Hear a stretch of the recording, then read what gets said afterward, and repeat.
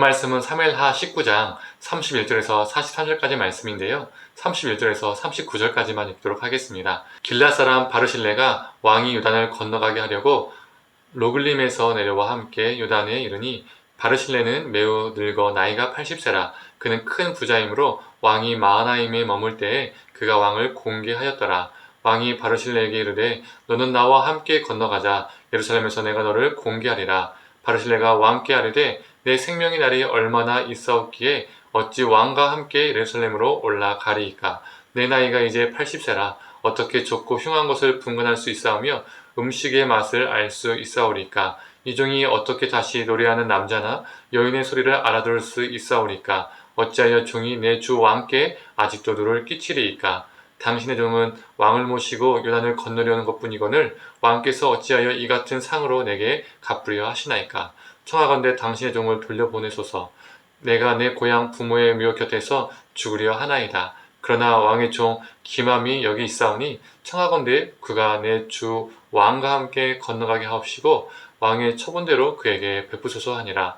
왕이 대답하여 기맘이 나와 함께 건너가리니 나는 네가 좋아하는 대로 그에게 베풀겠고 또 네가 내게 구하는 것은 다 너를 위하여 시행하리라 하니라.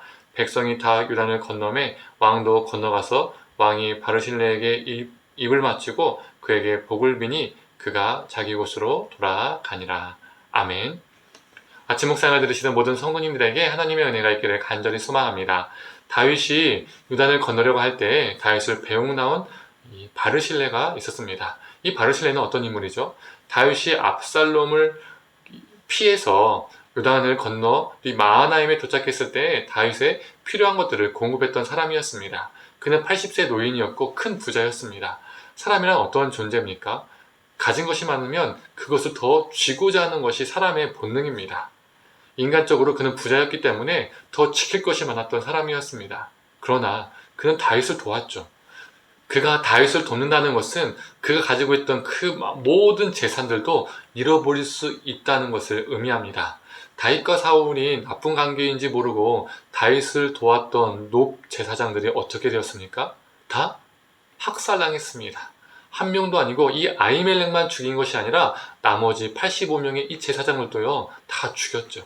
모르고 도운 것도 이렇게 잔인한 죽음을 맞았는데 이 바르실레는 모르고 도운 것이 아니라 다윗의 상황을 알고 돕고 있습니다. 만약 다윗이 다시 왕권을 찾지 못하고 압살롬이 계속 그 왕권을 유지하게 된다면 그의 미래는요 뻔하죠. 죽음입니다.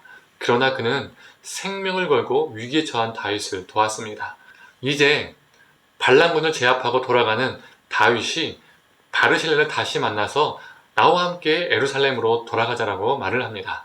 80세 노년에 다윗을 따라 궁을 간다면 그 인생 마지막에 높은 위치에 오르기도 하고요. 명성을 가지고 명예롭게 죽을 수도 있었습니다. 그 남은 삶을 정말 멋지게 즐기다가 끝낼 수 있었던 것이죠. 그러나 그는 거절합니다. 자신은 늙어서 분별력도 떨어졌고 즐길 줄도 모르고 오히려 왕에게 해가 될 것이라고 말하며 거절을 하죠. 그의 거절함 속에서 우리는 무엇을 알 수 있습니까?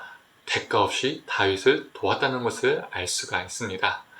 예수님께서 말씀하신 선한 사마리아인의 비유 속에서 나오는 그 사마리아인이 바로 바르실레와 같습니다. 사람이 형편이 좋을 때는 주변 사람들이 모여들고 함께 먹고 마시고 함께 지내기 마련입니다. 그러나 형편이 좋지 않을 때 어떤 일이 생깁니까? 그렇게 옆에 있던 사람들이 한둘씩 떠나가기 시작합니다. 외면하기 시작합니다.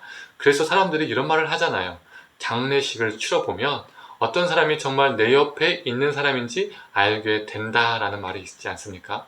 저도 작년에 아버지가 돌아가셨을 때 이 말이 참 공감이 되더라고요. 또 개척을 하면서 참 이런 부분들이 공감이 많이 갔습니다. 그냥 사람들이 사라지더라고요. 힘들 때마다 제게 연락했던 사람들, 기도를 부탁했던 사람들, 또 제가 전화를 하면 잘 받으셨던 그런 분들이 어느 순간 사라지더라고요.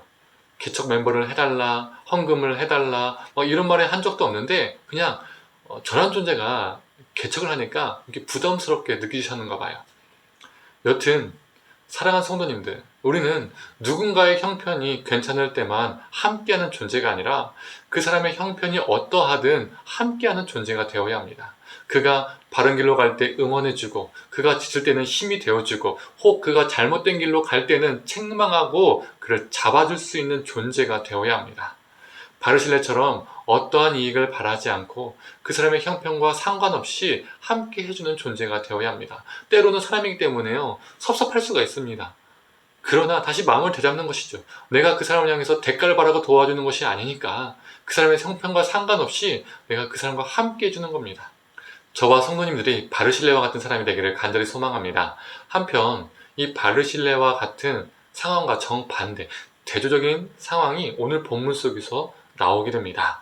이전에 다윗의 촉구로 유다 지파가 다윗을 배웅나왔고 요단강을 건널 때 함께 강을 도와했었습니다.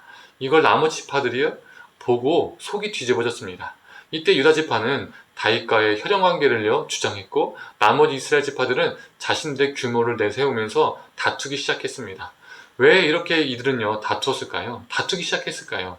다윗이 왕으로 복귀할 때에 주도권을 잡으려는 마음이 있었던 겁니다. 바르실레와 너무 대조적인 모습이죠. 다윗이 어떠한 형편이든 다윗을 도왔던 바르실레, 그리고 다윗이 왕으로 다시 복귀, 다시 귀환할 때에 자신이 누릴 수 있었던 그 영화들을 포기했던 바르실레. 반면 다윗의 형편이 어려울 때는 외면했다가 형편이 좀 더 나아지니, 괜찮아지니 서로 이권과 주도권을 잡으려 하는 지파 사람들, 그래서 다투며 서로를 향해 강경한 모습을 보여주고 있습니다. 너무나 대조적이죠. 성도님들, 내 이웃의 형편에 따라서 움직이는 존재가 아니라 그 사람의 형편이 어떠하든 바르실레처럼 어떠한 형편이든 돕는 자가 되기를 간절히 소망합니다. 이 땅에 선한 사마리안이 되어서 아파하고 낙심하고 넘어진 사람들에게 손을 내밀어 줄 수 있는 존재로 살아가기를 간절히 축원합니다. 함께 기도하겠습니다.